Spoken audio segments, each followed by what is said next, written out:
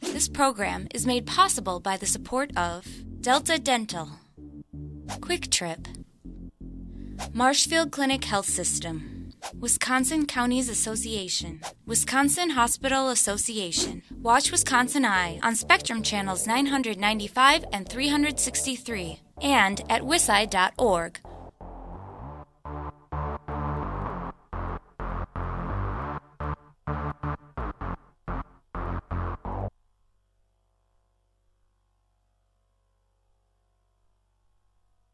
This program is made possible by the support of Delta Dental, Quick Trip, Marshfield Clinic Health System, Wisconsin Counties Association, Wisconsin Hospital Association. Watch WisconsinEye on Spectrum Channels 995 and 363 and at wiseye.org.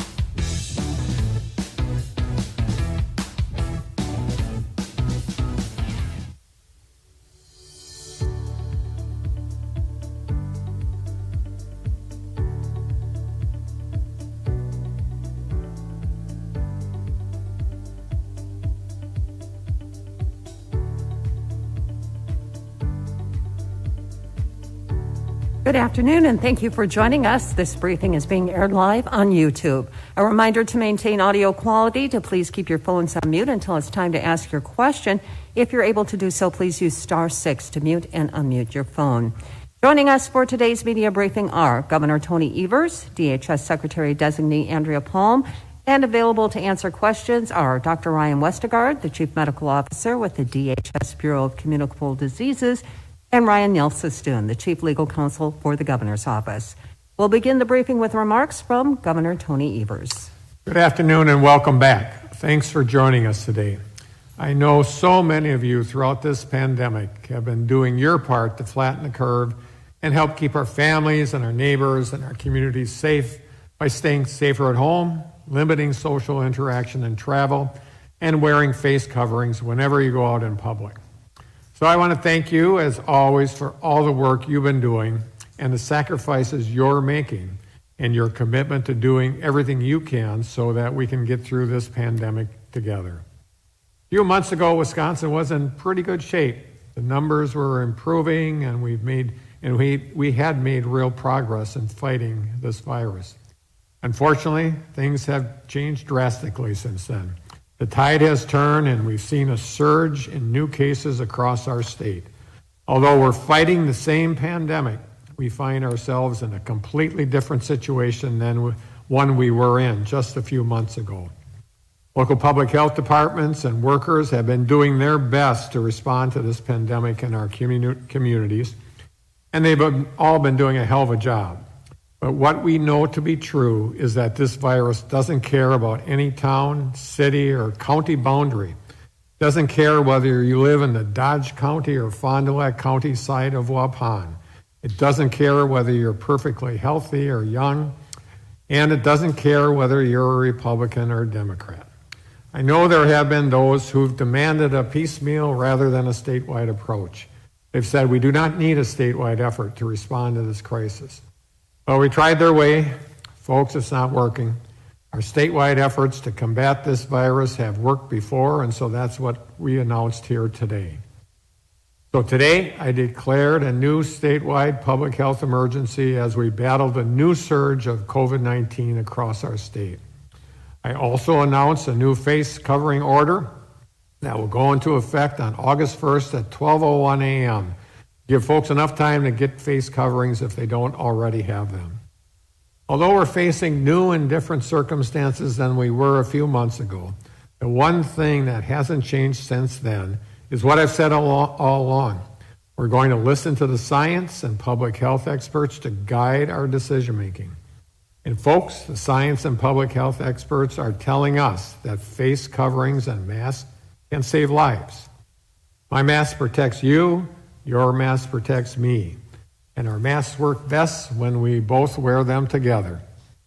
Under the order I signed today, face coverings will be required for every person age 5 and older anytime you are indoors or in an enclosed area and you're not in a private residence. That means you can still go for a walk outside, go swimming, or eat without a face covering on. But if you're going to head to the grocery store or you're supporting a local restaurant and waiting for your food, we need you to mask up, folks. And if you are at a private residence but you're with a small group of people, we'd still encourage you to wear a face covering. We cannot allow this virus to go unchecked, and we have to take steps quickly to flatten the curve, slow the spread. We have to get back on track to make sure this virus doesn't cause any more setbacks to our economy than it already has.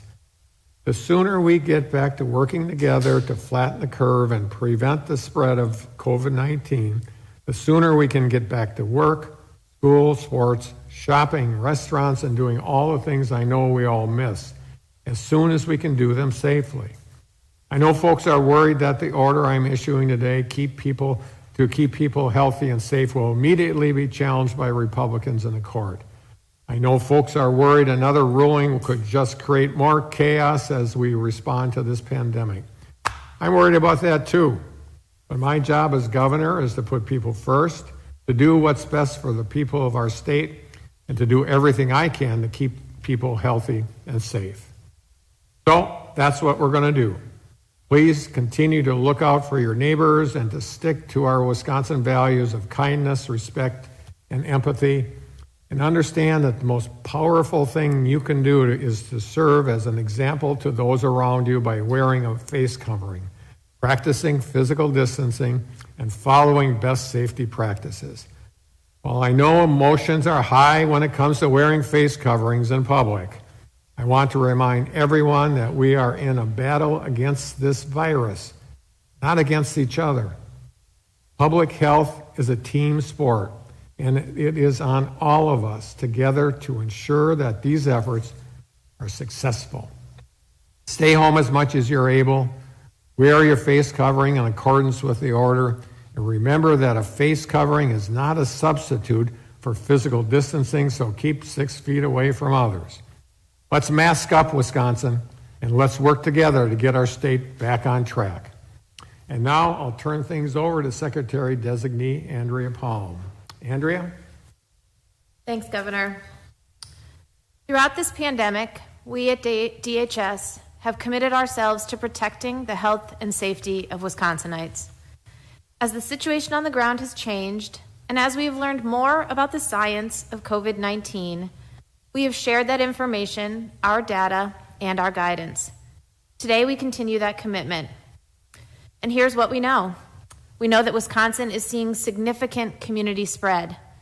In fact, our data on the activity level of COVID-19 in counties and regions across the state shows us that Wisconsin is in a much more serious situation today than we were a month ago, or even when the governor declared a public health emergency in March. We can use our county-level data to illustrate how widespread COVID-19 is here in Wisconsin. And what that data tells us is that the majority of Wisconsin counties are at a high activity level. 61 of our 72 counties are at a high activity level.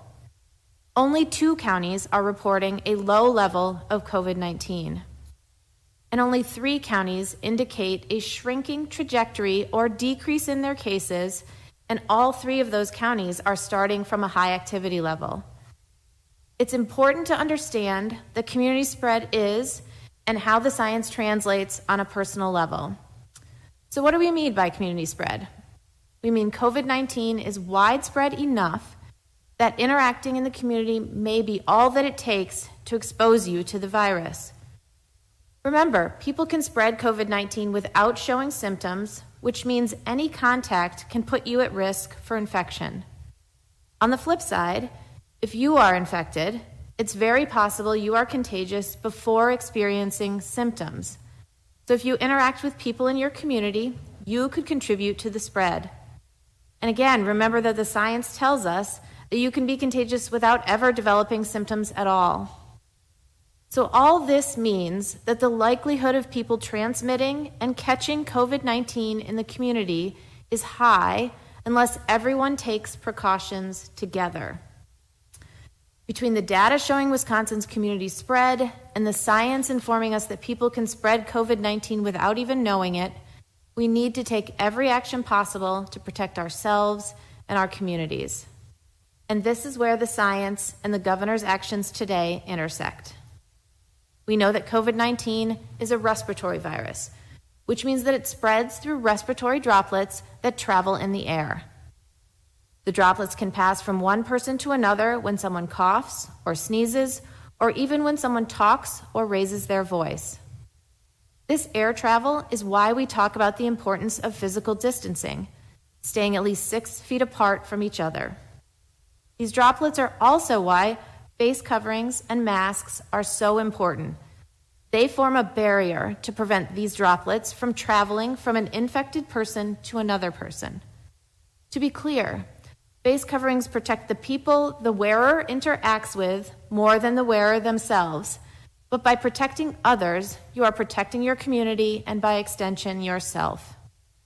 Face coverings don't replace physical distancing or washing your hands, but recent scientific studies show us that they are an important tool alongside these and that they are effective in preventing transmission of the virus. So let's take a minute to update the numbers. As of today, we have added 16,211 people to our total negative count. We have 52,108 total positive cases here in the state of Wisconsin, which is an increase of 1,059 people. We've reached 919 total deaths of Wisconsinites. This increase in cases, the number of people getting COVID-19 in Wisconsin, is going in the wrong direction, and we need to take every action possible to protect our communities and prevent additional infections and deaths. Thank you for doing your part.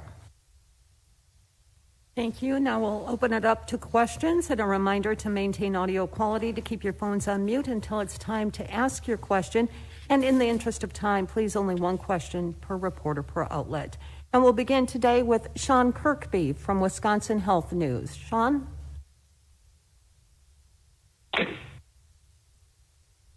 Hi. Thanks for taking this call. To the person who's asking for the reporter's names, it's a little bit hard to hear, but for the question I have was, do you guys plan to reissue any of the emergency orders that were affecting licensure evictions that were provided under the first emergency order under the new order? Thank you. I can answer that. This is Nilsestuen. I think we'll take a look at that. That said, a number of the steps that were taken, this public health emergency is to deal with the situation we have right now, and we're in a very different situation than we were before. And so we'll be taking a look at what measures are needed to address this most recent spike, and that may mean taking a look at some licensure provisions. That said, right now we are really focused on making sure that people are wearing face coverings and that they're doing the right thing to protect themselves, their families, and their communities. Thank you, Sean. Now to Mitchell Schmidt from the Wisconsin State Journal. Mitchell?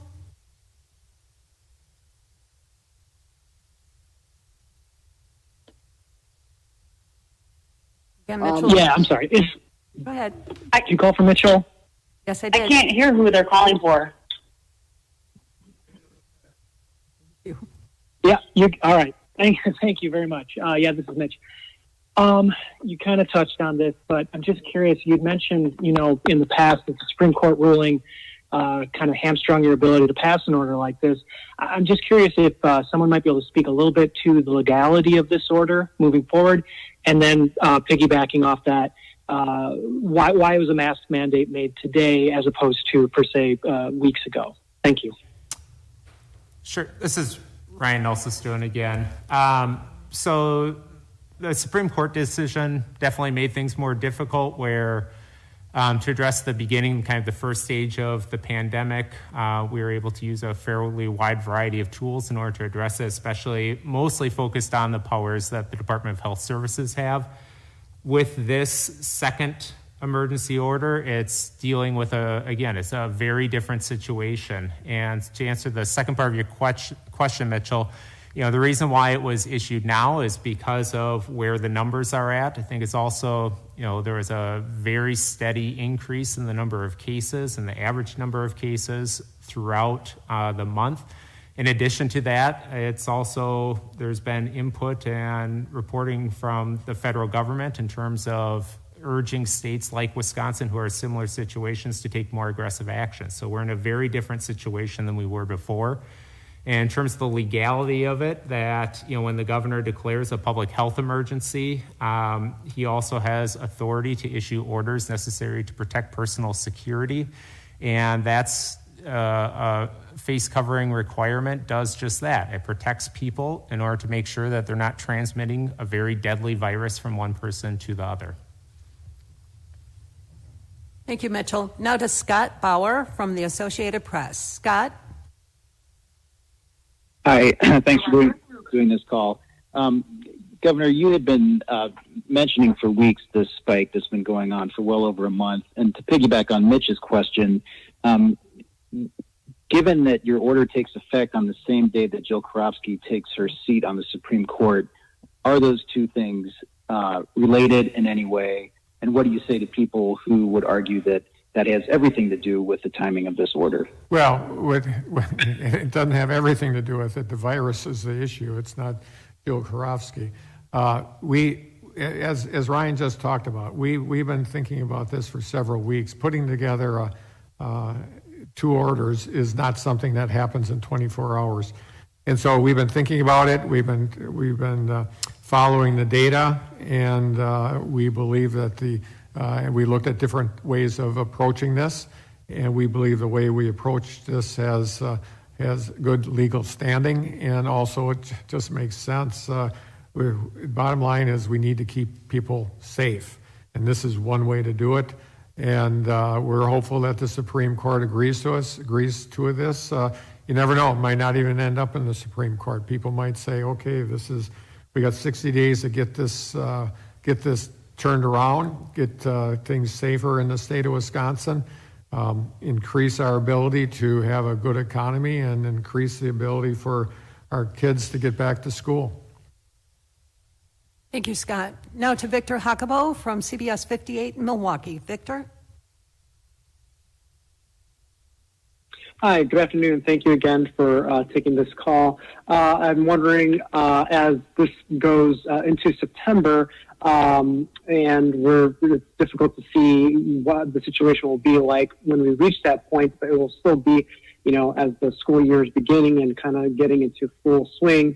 I'm wondering what would be the plan, assuming this kind of stays in place, if there are thoughts of how to either extend the order or work with municipalities to kind of basically get that through the end of the school year, or keep it longer, or if there are thoughts to work with the school within DPI to keep it mandatory within schools. The great question, Victor.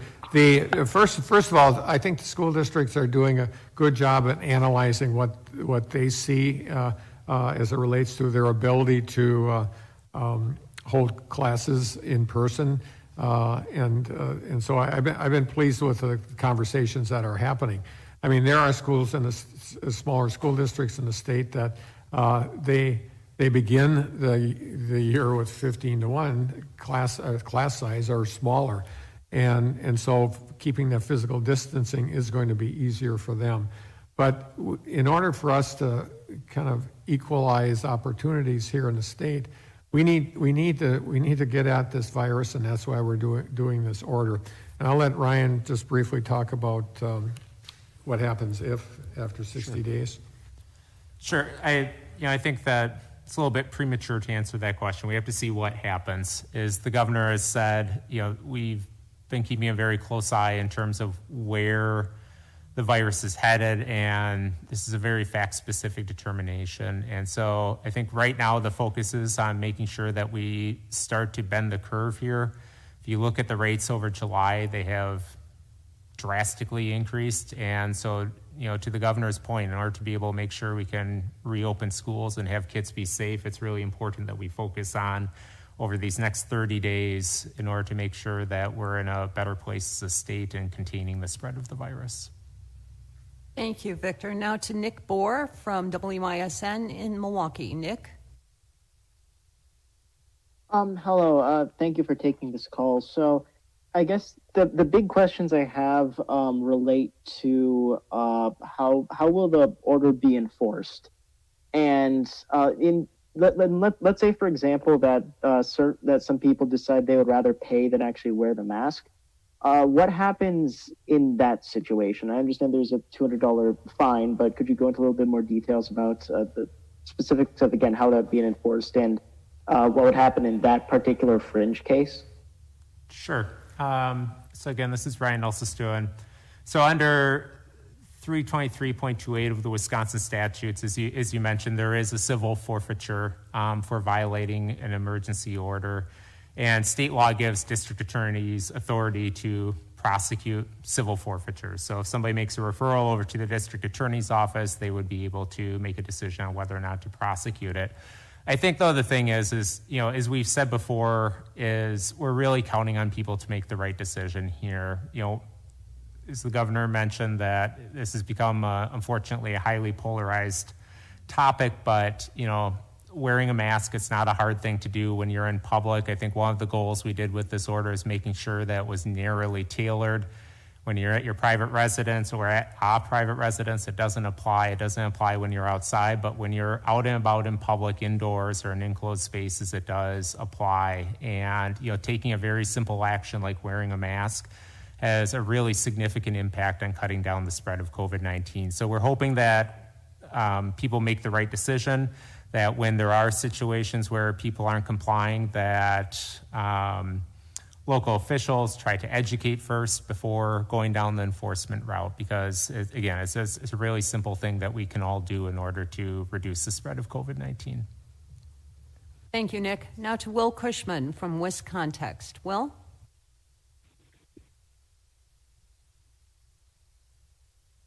Good afternoon. I was also interested in enforcement, but I'm also curious about what DHS is considering in terms of just trying to get more Wisconsinites to voluntarily take up the use of face masks in public without necessarily having to go down the enforcement road.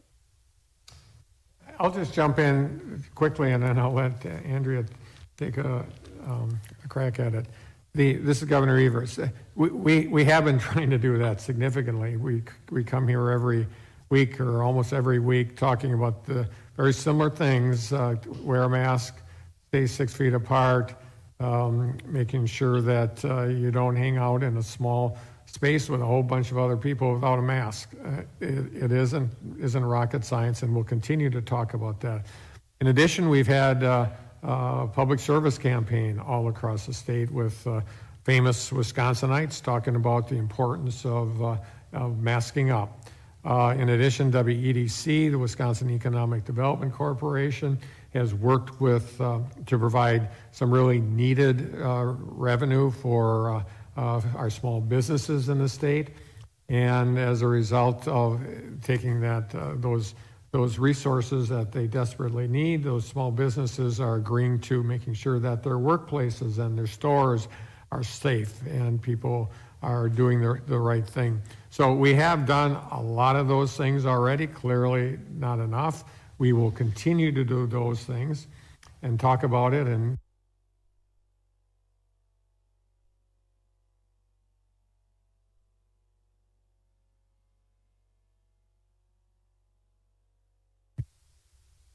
Patrick Marley from the Milwaukee Journal-Sentinel.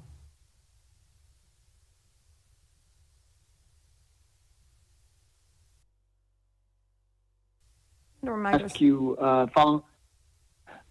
Go ahead. Can you hear me? Yeah, sorry about that delay. Governor, I wanted to follow up on Scott's question regarding the timing of this. You mentioned it takes a while to do this, but we've had high levels of COVID coming back for some weeks now. Why do this now rather than earlier? Given that Karofsky's coming on the court here, do you feel that you have a better shot if this does get challenged in court? Certainly, we believe the court will help us, guide us in their decision making. And they have in the past, and I'm sure they will in the future. But and this goes back to the other comments I just made, is that we were really working hard to do this on a voluntary basis. Once we saw that it was important to have masks in place, and we were doing everything possible to get that impetus. And people doing it voluntarily, and we spent a lot of time making public service announcements and had recognizable Wisconsinites making the pitch, and with WEDC and their work to help businesses, but at the same time help them also understand how to keep their small businesses safe. We want to allow that to work, and that did to some extent, but clearly over the last couple of weeks, it has spiked. And at that point, when it was spiking, we decided that we needed to take a more serious look at a requirement, and we came to the conclusion that this is the time to do it. We believe with the way the order has been crafted that it would meet some of the concerns that the Supreme Court has had in the past.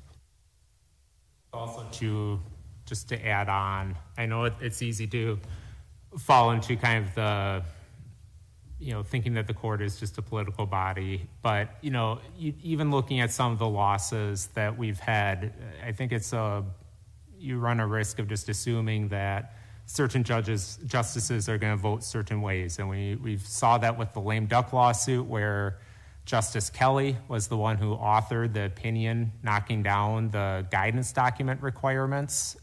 You saw that with Justice Hagedorn's dissent in the Wisconsin Legislature v. Palm decision. So I think while I think it's a tempting thing to think that certain justices are automatically going to line up in certain ways, we want to make sure that we're doing the best thing possible, the right thing based on the law, based on the facts, and we hope that the justices agree with us regardless of what their perceived inclinations may be.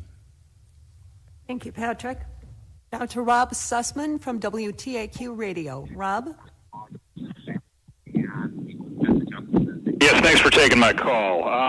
There's been some concern among Republican lawmakers in regards to a backlog of negative tests, and I suppose this question is for the Secretary as well as Dr. Westergaard. What do you say to people like, for example, Majority Leader Jim Steineke, who are concerned that there is a lack of reliable and clear information in regards to COVID-19 testing in the state of Wisconsin? Appreciate the question. I think this speaks to a couple of things. One, as we have seen a surge in cases here in Wisconsin, we have seen a surge in demand for testing, which makes perfect and logical sense when you're seeing an increase in the number of positive cases, that additional people would experience symptoms or otherwise need to be tested. And so the result of that is that our local public health departments have seen certainly a large increase in their workload as they are doing the work that they need to do to chase the virus, to contact positive cases, to do the contact tracing, to get to those contacts, to do the kind of guidance around isolation and quarantine, et cetera, that is necessary to really reduce the spread and box in the virus. And as that workload has really increased over the month of July, we certainly have seen, as you mentioned, a backlog in entering those, cleaning the data and getting those negative cases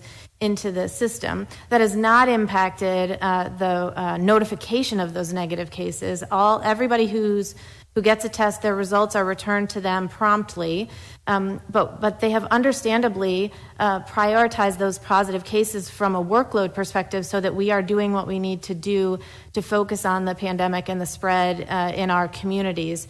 So I think we certainly have a number of very transparent metrics on the website that speak to the increase in cases, the increase in severity, the increase in spread of this disease that present a robust picture of the way that we have changed course, the way that the month of July has gone in a very different direction than we were seeing earlier in the spring.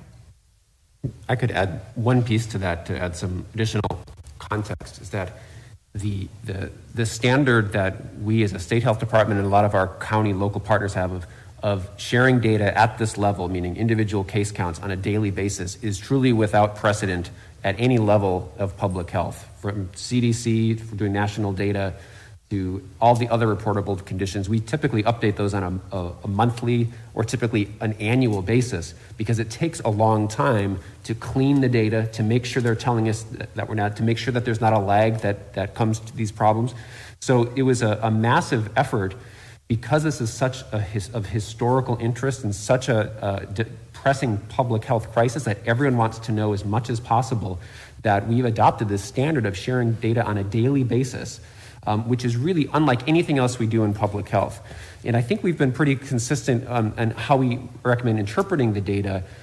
when asked previously in this forum, is that it tells a much more consistent and valid story to look at the data sort of week to week rather than day to day, because we see fluctuations up to date, because that's the time between results going from the lab, specimens to the lab result back to the computer system out to the dashboard. All those things take time. So I think that the message is the same, that we need to look at big trends. And I think we really need to applaud our data scientists and everybody in that pipeline that is trying to inform the public in as real time and with as much detail and nuance as possible. It's a really impossible task, and I think there's a lot of people working really hard. So I think the caveat that we need to look more at trends rather than day-to-day fluctuations is an important one, and I hope that adds some context to the issue of the day-to-day variation. Thank you, Rob. Now to Gabriella Rusk from NBC 15. Gabriella?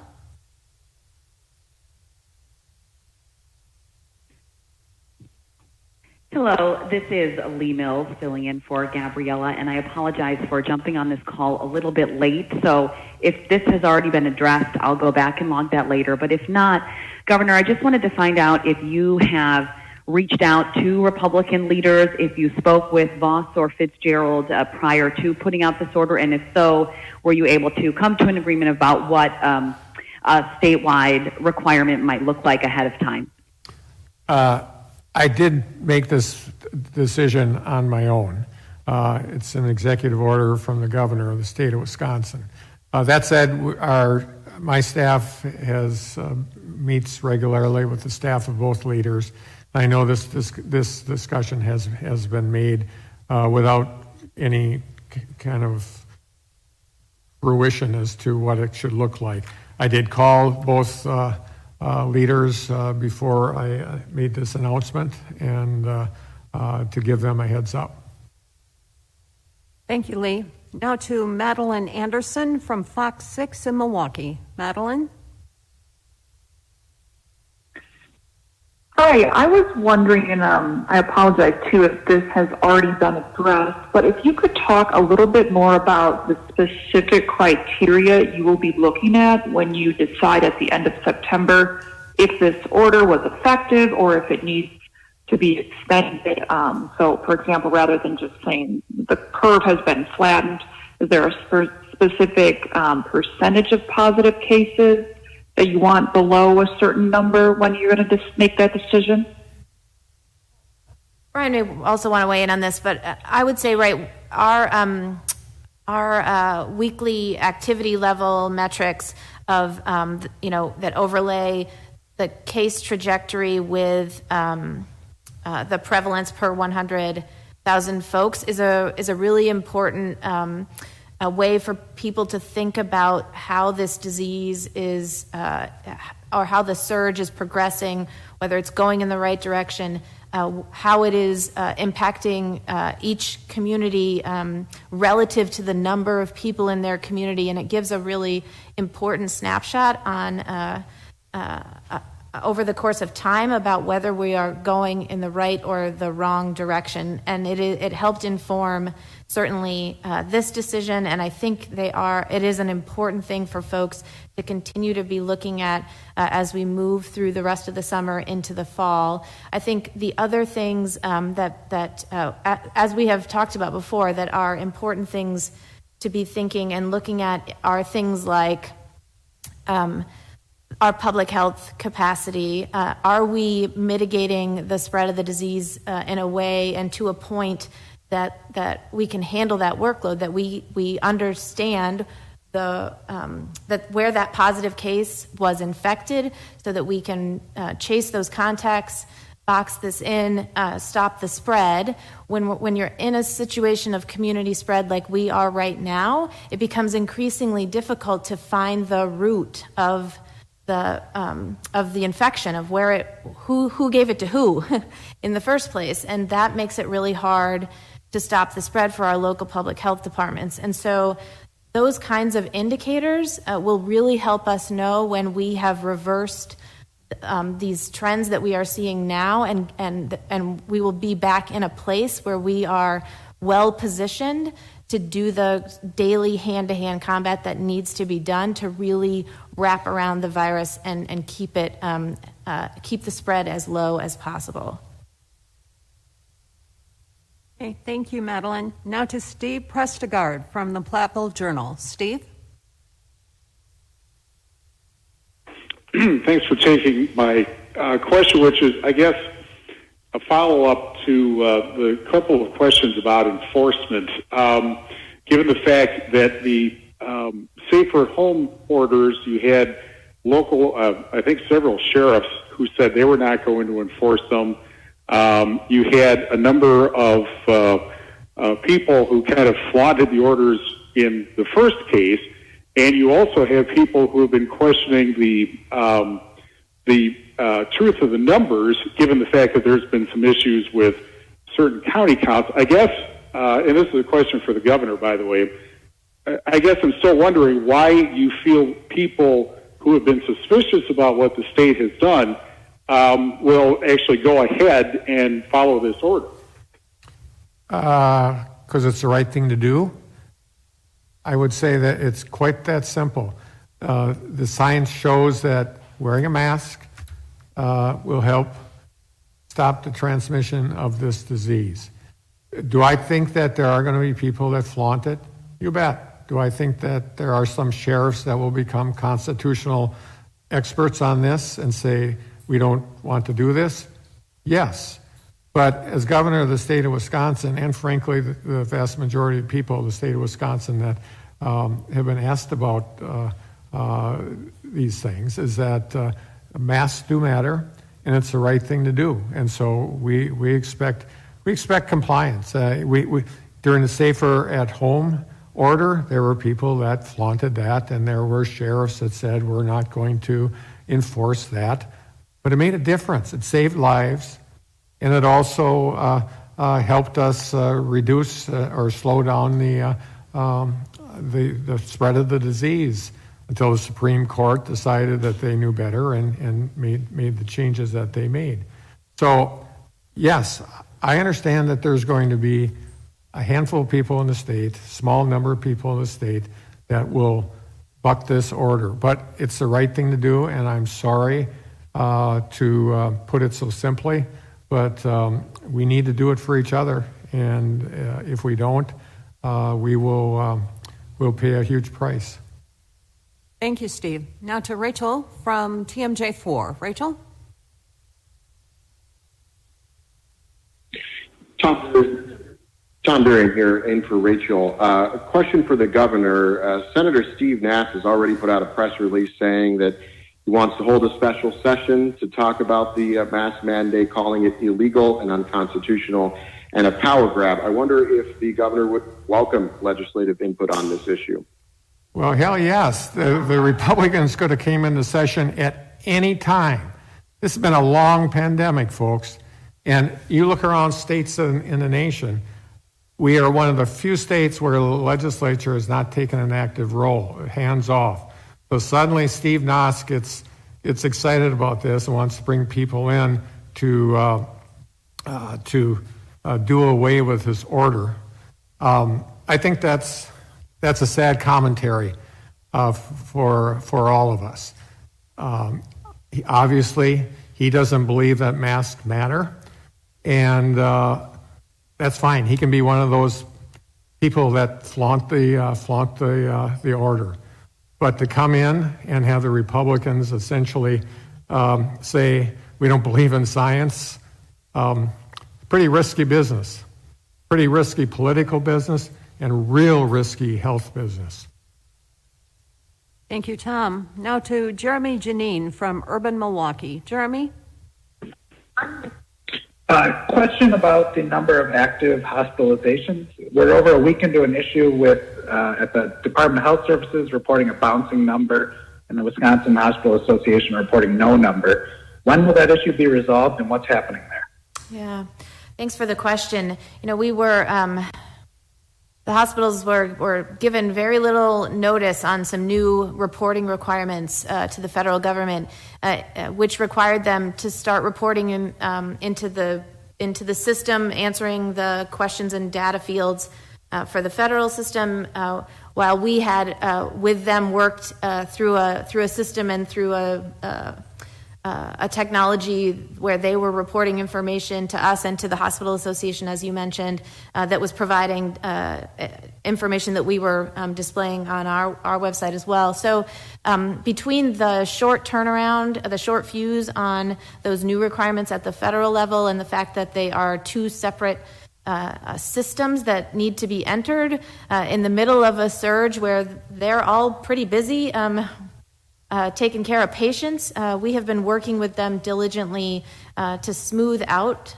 these issues, and we certainly anticipate by next week that we will be in much better shape again. But I think this is an issue of multiple systems with that both need to be entered, and how we, from a technology perspective, smooth that out so that we are reducing workload for everyone as much as possible is certainly what we're working through right now, and are grateful for our continued partnership with the hospitals on this issue. Thank you, Jeremy. Now to Dan Malloy from Spectrum News. Dan? Hi, Governor. Appreciate you guys taking these questions today. This is more of a point of clarification. Will every person working indoors at a private business need to be wearing a mask? And if so, how much responsibility do their employers have to make sure people indoors are complying with this? Thanks.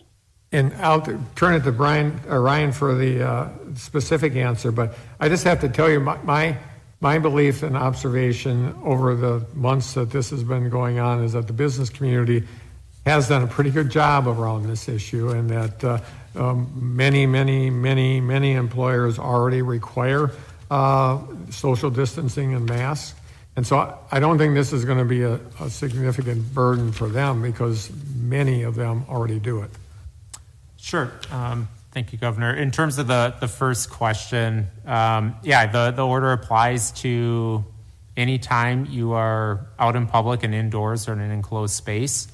So that does mean, with the exception of private residences. So if you are working in an office, for example, and there's another person in the room, the order does require you to wear a mask.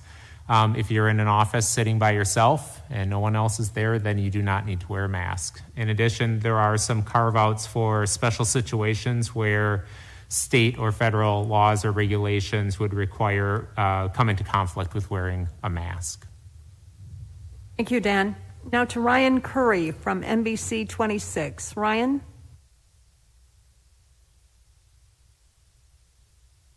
Hi, good afternoon. Does the state have any sort of, backup plan in case this new order follows a similar fate that the safer at home order followed? Well, we'll continue to look at any alternative that we could possibly do in order to stop the spread of this virus. And again, it's pretty simple stuff. Wear a mask, stay 6 feet apart at minimum, making sure that you're doing good hygiene, making sure that if you find yourself in a small room with a whole bunch of people and no one's wearing a mask, you might want to get the hell out of there. There's just some basic things, and so a backup plan is, we're doing it right now. We're saying if you're not wearing a mask now, you should be wearing a mask. Thank you, Ryan. Now to Kia Murray from WLUK in Green Bay. Kia? Hi, can you hear me? Sure. All right. Well, the question I have is for the governor. This order, it does encompass the August 11th election. So will people be kept from voting if they refuse to wear a mask? Should their polling locations be indoors, or will they be fined for trying to vote without a mask? Nilsestuen, I can answer that question. No, people have a constitutional right to vote, and we encourage everybody to wear masks. It's not up to clerks to enforce this order. Clerks' jobs are to make sure that every vote is counted. And I will say that local clerks around the state have done just an excellent job with going through some difficult situations. With the April election was very difficult. We're going to have the August 11th election where it's going to be a challenge again in terms of making sure that our clerks are supported with having proper supplies and having enough personnel. And so I think this is one of those things, again, why it's a good reason for everybody to wear a mask, is because if there is a line, we want to make sure the person in front of you is kept safe, the person behind you is kept safe. And so this is a very simple way to make it safer for people to exercise the right to vote. And the final thing I will say is I think this is yet another reason why the best, safest, and easiest way to vote, whether it's on August 11th or November 3rd, is to request an absentee ballot and vote by mail. Thank you, Kia. Now to LaToya Tiffany Whitley from Milwaukee Public Radio. LaToya?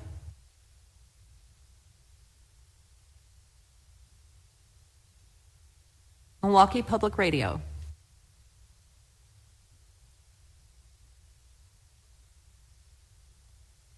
Okay, we'll move on then to Brianna Riley from the Cap Times. Brianna.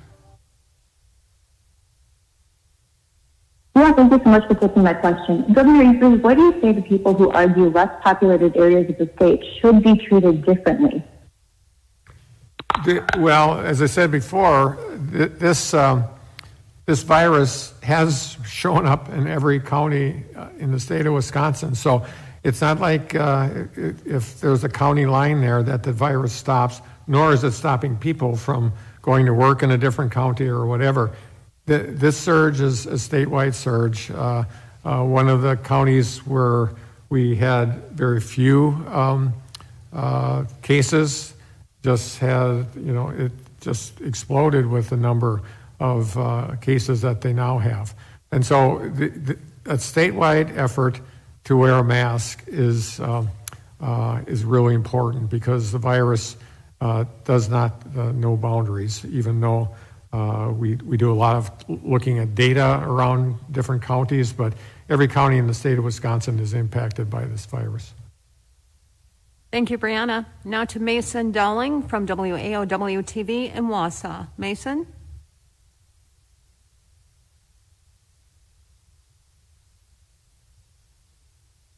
Mason Dowling? And we'll move on then to Laurel White from Wisconsin Public Radio. Laurel?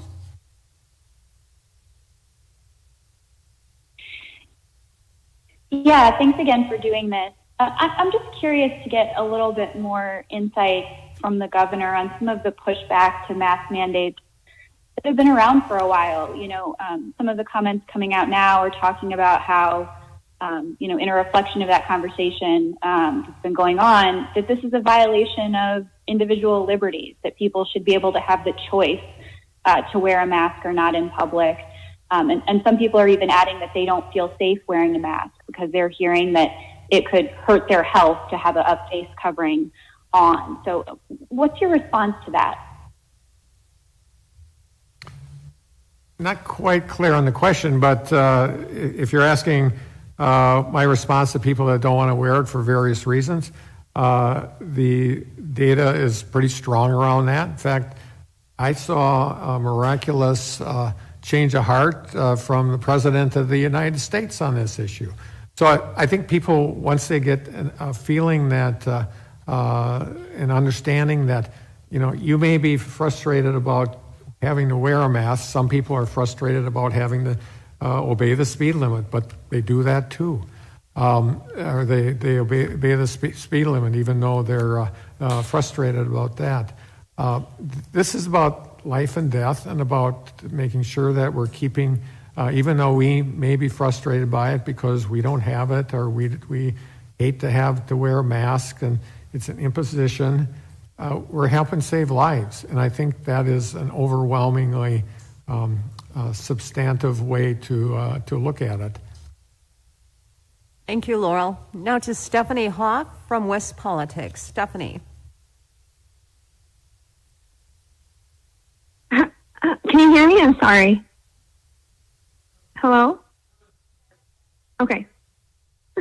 Awesome. All right. So my question is for the governor.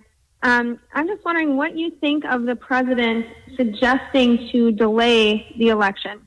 And then also, to remind you that at one point you also tried to move an election.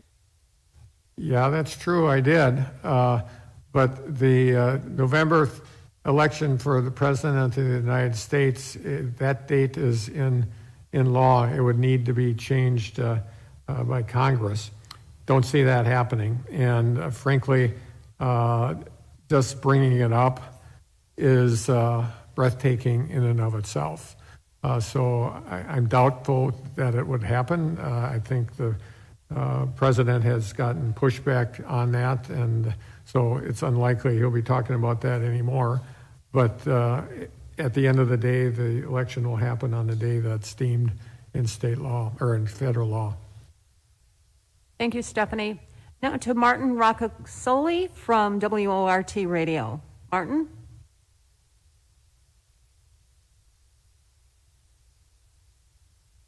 Martin from WORT. Okay, we'll move on then to Emily Davies from WSAW-TV in Wausau. Emily? Hi, good afternoon. This question is likely for Ryan Nilsestuen. As you guys have all said, there are going to be people that don't want to wear masks. And some of the exceptions that are in the order, I think really almost anyone could probably say it's hard to breathe in a mask at certain times. And obviously there's the medical exemptions for businesses and places that are trying to be understanding of the exemptions for the people who actually need them. But then also wanting to enforce it for the people that maybe don't need them. What rights do they have to ask about those needs and to validate that those needs are actually what they are? Sure. This is Ryan Nilsestuen. I think, we've seen this play out already. This isn't anything new for a lot of businesses. We've seen, these face covering requirements are in 31 different states, now 32 with Wisconsin, so it's covering the vast majority of the country. We've seen major retailers like Walmart and Target and Costco require them. And, I think it's simply, again, kind of as I mentioned before, in terms of compliance and enforcement, is that I think we need to ask people to do the right thing, to wear masks if they do meet one of those exceptions because they have, a health condition or others. That's where it's good to have a conversation and explain it. And, unfortunately, a lot of these, it's not hard to find videos of people, taking pretty extreme measures. That's the last thing we want. Instead, it's good to be able to treat people civilly. And if somebody has one of the exceptions, to accept it at face value. Thank you, Emily. Now to WKOW-TV in Madison. WKOW. Hi, Dan here from WKOW. Governor, you touched on this a little bit earlier, but with kind of the patchwork approach that school districts are taking statewide as far as reopening in the fall, have you considered an order to standardize it, or would you consider an order standardizing school openings across the state if the situation changes? You never say never in this world, but I have been following decision making in our schools, and I just think they're looking at it appropriately. And it's about making the decisions around the issue of science and how they're going to keep kids safe. And that's the appropriate way of looking at it. So I really don't have any plan to do that and standardize it. I'll just give you a small example. There are school districts where their buildings are very, very old, and the idea that they're going to find enough room to get class sizes small enough, or where you can do social distancing for a larger number of kids in an older building, that's pretty damn tough. And so there's other things that have to be considered that are local, and the type of facilities they have is certainly one that, and then having a standardized approach, at least at this time, doesn't make sense to me. Thank you, WKOW. Now to WBAY-TV in Green Bay. WBAY.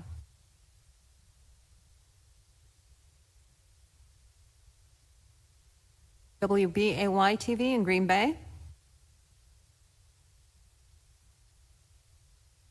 Okay, moving on then to WISC TV in Madison. WISC. Hey guys, can you hear me? Yes. This question's for Governor Evers. With your creation of another public health emergency, this allows you to continue the eviction moratorium. I want to know if that's something that you have plans to do, and if so, what's your outlook on that?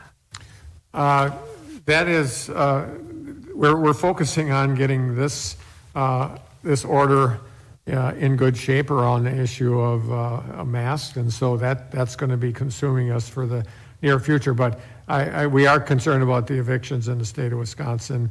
That's one of the reasons we've put, I think, $25 million into a rental assistance program that will get money to landowner or the owners of the facilities so that people are not evicted. So we'll continue to focus our eviction work by making sure that rental assistance program continues to do a good job. Thank you. And our final question this afternoon belongs to Eric Gunn from Wisconsin Examiner. Eric?